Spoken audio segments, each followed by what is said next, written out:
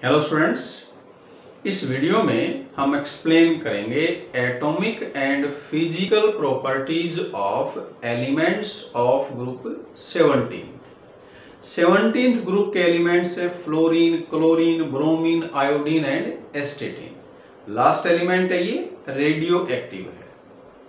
हमें पता है कि जो रेडियो एक्टिव एलिमेंट्स हैं उनका हाफ लाइफ टाइम कम होता है, इसलिए उनकी प्रॉपर्टी ज्यादा नोन नहीं होती।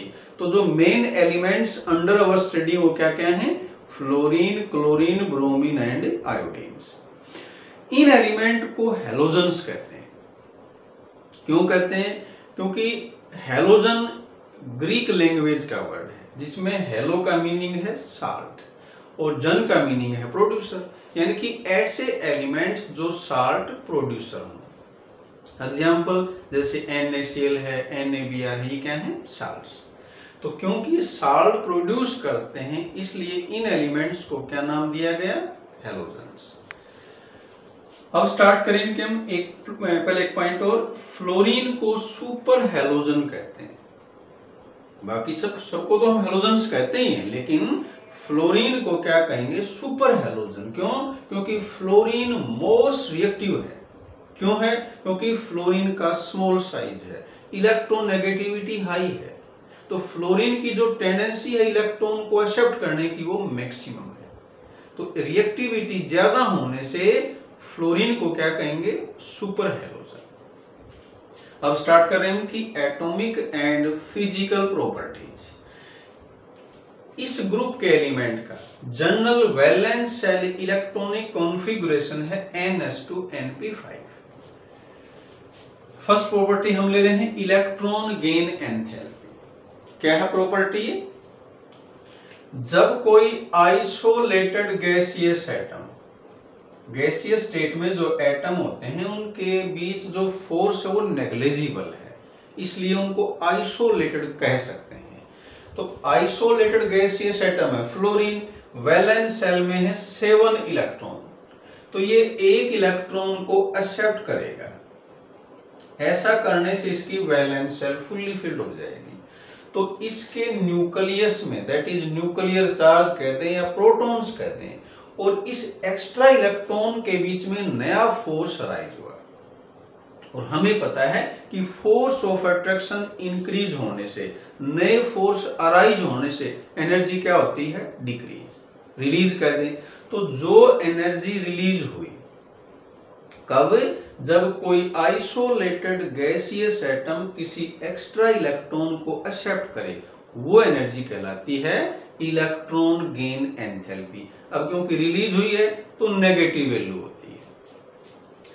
डाउन द ग्रुप जाएंगे तो क्योंकि एटम का साइज बढ़ेगा, एटम का साइज बढ़ने से न्यूक्लियस की वैलेंस शेल के साथ डिस्टेंस इंक्रीज हो जाएगी, जिससे न्यूक्लियस और इनकमिंग इलेक्ट्रॉन में जो एक्स्ट्रा इलेक्ट्रॉन है उसमें डिस्टेंस बढ़ने से फोर्स वीक हो जाएगा, और फोर्स वीक होगा तो एनर्जी रिलीज कम होगी।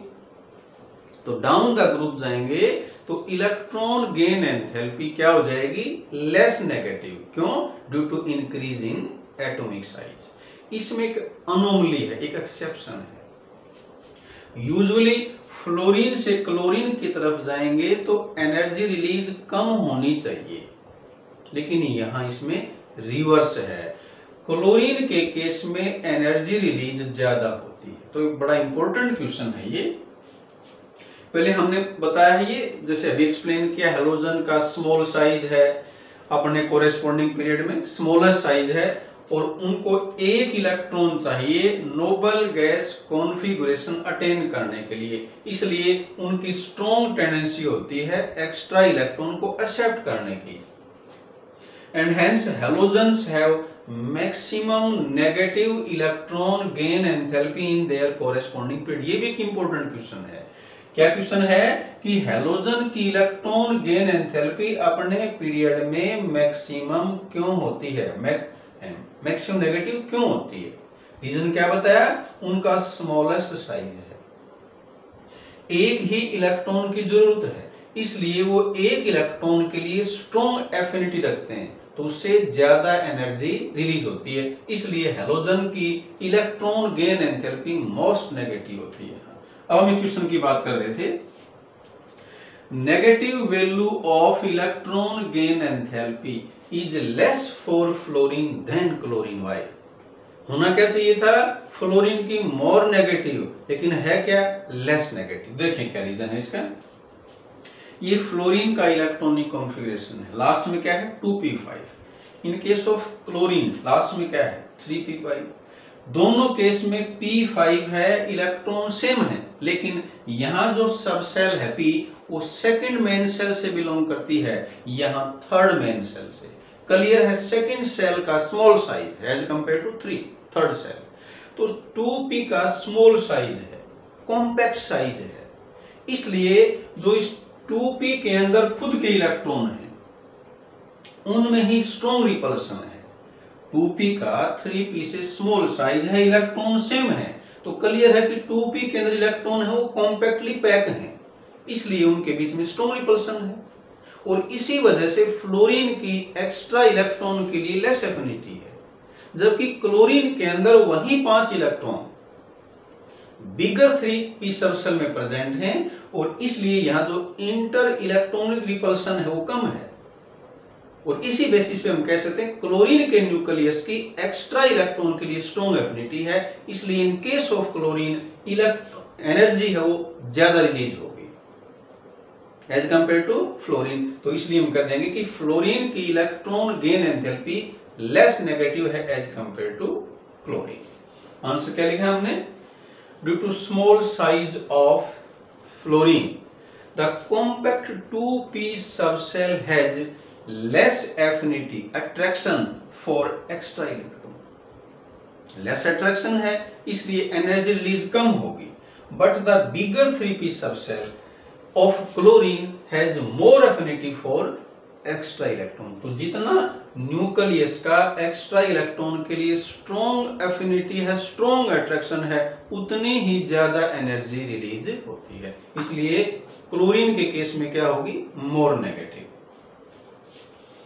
नेक्स्ट प्रॉपर्टी है physical state. Physical state, melting point, boiling point, ये डिपेंड करते हैं अपॉन मोलिकुलर इंटरेक्शन। ध्यान रखें, मेल्टिंग पॉइंट, बॉइलिंग पॉइंट और फिजिकल स्टेट को एक्सप्लेन करना है तो जनरली हम क्या कंसीडर करते हैं, इंटरमोलिकुलर फोर्स, जैसे हाइड्रोजन बॉन्ड, डिस्पर्सन फोर्स।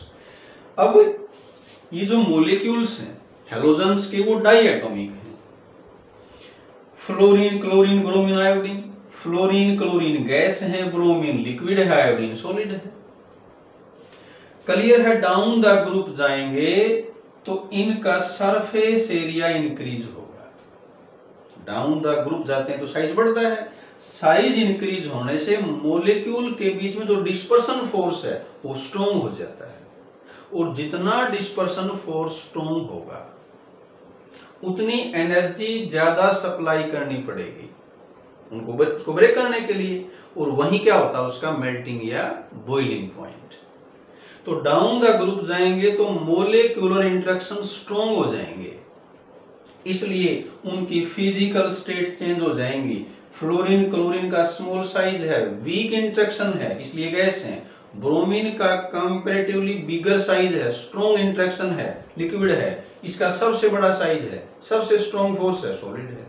और इसी बेसिस पे डाउन द ग्रुप जाएंगे तो मेल्टिंग पॉइंट, बॉइलिंग पॉइंट क्या हो जाएंगे, इंक्रीज रेगुलरली। नेक्स्ट प्रॉपर्टी है एटॉमिसिटी। कोई एलिमेंट जिस फॉर्म में एग्जिस्ट करता है वो उसकी एलिमेंटल स्टेट कहलाती है। तो यहाँ जो एलिमेंटल स्टेट है वो इनकी डाई एटॉमिक है।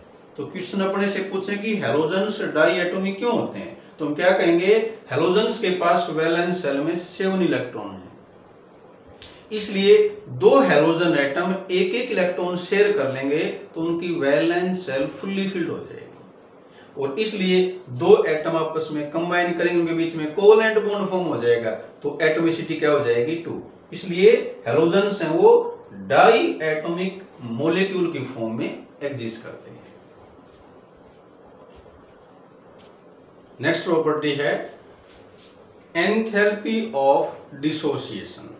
क्या होती है? जब 1 मोल ऑफ कोवलेंट बॉन्ड को ब्रेक करते हैं तो जो एनर्जी सप्लाई की जाती है that is known as bond dissociation enthalpy. और ये डिपेंड करती है बॉन्ड स्ट्रेंथ पे। जितना स्ट्रॉन्ग बॉन्ड है उतनी उस बॉन्ड को ब्रेक करने के लिए ज्यादा एनर्जी सप्लाई करनी पड़ेगी, दैट इज उतनी बॉन्ड डिसोसिएशन एंथैल्पी ज्यादा होगी। और बॉन्ड स्ट्रेंथ डिपेंड करती है साइज पे। जितना एटम का स्मॉल साइज है उतना स्ट्रॉन्ग बॉन्ड होगा और उतनी बॉन्ड डिसोसिएशन एंथैल्पी भी ज्यादा होनी चाहिए। अब क्योंकि साइज तो फ्लोरीन का स्मॉलेस्ट है इसलिए एफ बॉन्ड सबसे स्ट्रॉन्ग होना चाहिए था और उसी के अकॉर्डिंग उसकी बॉन्ड एंथैल्पी भी हाईएस्ट होनी चाहिए थी। एक्चुअली ऑर्डर देखें क्या है, Cl बॉन्ड सबसे स्ट्रॉन्ग है, फिर आता है Br, Ff तो 3rd नंबर पे आता है और आयोडीन तो सबसे वीक है, वो तो यूजुअल है क्योंकि आयोडीन का लार्जेस्ट साइज है। क्वेश्चन ये कि Ff की बॉन्ड एंथैल्पी कम क्यों है, Ff बॉन्ड वीक क्यों है? ऐसे 3 केस हैं, 2 हमने पहले एक्सप्लेन किए हैं। N Pp से वीक है, ऑक्सीजन सल्फर बॉन्ड से वीक है और Ff बॉन्ड Cl से वीक है। तीनों का सेम रीजन है। क्या रीजन है? F का स्मॉल साइज है। स्मॉल साइज होने से जो ये लोन पेयर्स हैं इनके बीच में डिस्टेंस कम है और डिस्टेंस कम है इसलिए ये लोन पेयर एक दूसरे को स्ट्रॉन्गली रिपेल करेंगे। इसके साथ साथ इन लोन पेयर का इस बॉन्ड पेयर पे भी रिपल्सन होगा, तो जितना ये रिपल्सन ज्यादा है उतनी बॉन्ड लेंथ ज्यादा होगी और उतना बॉन्ड वीक हो जाएगा और बॉन्ड वीक है तो उसकी डिसोसिएशन एंथैल्पी कम हो जाएगी। तो ये एक इंपॉर्टेंट क्वेश्चन है कि F2 has lower bond dissociation enthalpy than chlorine और यही फ्लोरीन के अनोमलस बिहेवियर का एक रीजन है। F बॉन्ड वीक होना ही फ्लोरीन की कई अनोमलस प्रॉपर्टी के लिए रिस्पॉन्सिबल है, ये हम आगे बताएंगे। तो क्यों वीक है ये, एनर्जी कम क्यों है? Due to smaller size of F fluorine there are stronger repulsions between their lone pairs and also on bond pair. As a result, Ff bond length increases. आगे understood है bond length increase तो bond weak हो गया. But due to bigger size of chlorine, the lone pairs do not repel the bond pair of Cl bond. यहाँ जो repulsion है वो chlorine की केस की हम बात करें तो क्योंकि क्लोरीन का बड़ा साइज है इन लोन पेयर के बीच में और इस बॉन्ड पेयर के ऊपर भी इन लोन पेयर का रिपल्सन कम है और इसलिए ये बॉन्ड इस बॉन्ड से Cl बॉन्ड F बॉन्ड से मोर स्टेबल है। नेक्स्ट क्वेश्चन है 7.27 Why are halogens colored? ये अगली प्रॉपर्टी कलर था, हमने उस पर क्वेश्चन ले लिया। हेलोजेंस कलर क्यों शो करते हैं? कलर का रीजन क्या होता है? किसी सब्सटेंस पे जब विजिबल रेडिएशन स्ट्राइक करते हैं, जैसे हम यहाँ की बात करें फ्लोरीन पे मान लिया विजिबल लाइट स्ट्राइक करेगी तो फ्लोरीन वहां से उस रेडिएशन को एब्जॉर्ब करेगा जिससे उसके इलेक्ट्रॉन एक्साइट हो जाएं और बाकी कलर को वो ट्रांसमिट कर देगा। तो जो लाइट ट्रांसमिट होती है वो हमें एज कलर विजिबल होती है। क्लियर है भाई? कलर किसका आएगा? ट्रांसमिटेड लाइट का। अब जैसे फ्लोरीन के केस में येलो आया, आयोडीन के केस में वायलेट आया, क्यों हुआ ऐसा? क्योंकि फ्लोरीन के इलेक्ट्रॉन टाइटली बाउंड, हम अब एक फ्लोरीन की बात कर रहे हैं, इसमें कंफ्यूजन नहीं हो, अब मैं सिर्फ एक फ्लोरीन एटम की बात कर रहा हूं। एक फ्लोरीन एटम का स्मॉल साइज है इसलिए फ्लोरीन के जो आउटर इलेक्ट्रॉन है वो न्यूक्लियस से टाइटली बाउंड है, तो उन इलेक्ट्रॉन को एक्साइट होने के लिए ज्यादा एनर्जी चाहिए। तो फ्लोरीन है वो विजिबल लाइट से वायलेट रेडिएशन को एब्जॉर्ब करेगा।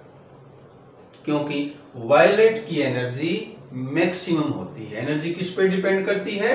फ्रीक्वेंसी पे, और फ्रीक्वेंसी किसकी मैक्सिमम है? वायलेट की। तो वायलेट क्योंकि मोस्ट एनर्जेटिक रेडिएशन है, इनविजिबल रेडिएशन, तो फ्लोरीन ने वायलेट को एब्जॉर्ब किया। ट्रांसमिट किसको किया? कंप्लीमेंट्री को। कंप्लीमेंट्री कौन सा वायलेट का? येलो। इसलिए फ्लोरीन येलो अपीयर होती है, लाइट येलो कलर है। आयोडीन वायलेट क्यों है? आयोडीन का बिगर साइज है, तो उसके वैलेंस इलेक्ट्रॉन लूजली बाउंड हैं, इसलिए वो येलो रेडिएशन, ये जो रेडिएशन ये लेस एनर्जेटिक हैं, तो येलो रेडिएशन को एब्जॉर्ब करेगा और ट्रांसमिट किसको करेगा? कंप्लीमेंट्री। कैसा है? वायलेट। इसलिए आयोडीन है वो वायलेट अपीयर होता है। तो कलर का रीजन क्या हुआ? विजिबल रेडिएशन से हैलोजन्स ने कुछ रेडिएशंस को एब्जॉर्ब किया। किसको एब्जॉर्ब किया? डिपेंड करता है उसके इलेक्ट्रॉन कितने लूजली या टाइटली बाउंड हैं, और उसके बाद कंप्लीमेंट्री को ट्रांसमिट कर दिया। जो ट्रांसमिटेड कलर है वो हमें दिखाई देगा। क्या आंसर है? The colour is due to absorption of some radiations from visible light by their molecules for excitation of outer electrons and the remaining light is transmitted. The color of halogen is the color of this transmitted light.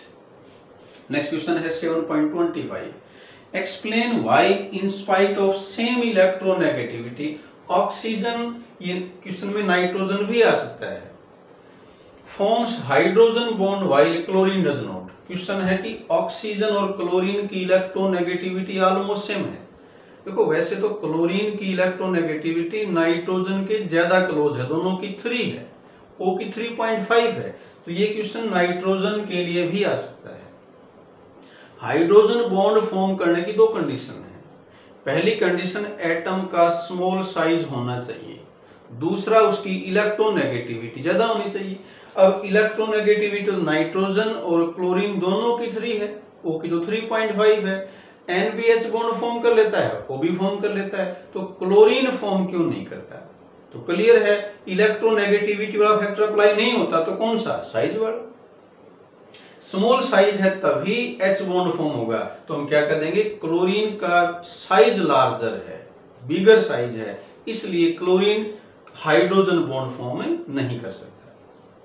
तो इस video में इतना ही करते हैं। Thank you.